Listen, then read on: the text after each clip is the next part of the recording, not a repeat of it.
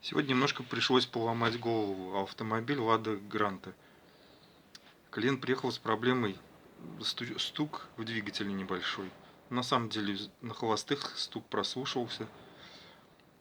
Вначале снял крышку, посмотрел помпа, люфтит, не люфтит, все натяжной ролик, вот все проверил. И в итоге, после того, как снял демпфер, обнаружил такую вот вещь. Нижний шкив ремня ГРМ треснул. Вот не успел он до конца, еще бы немножко разлетелся бы, клапана бы все загнул, конечно. Вот такие бывают неисправности.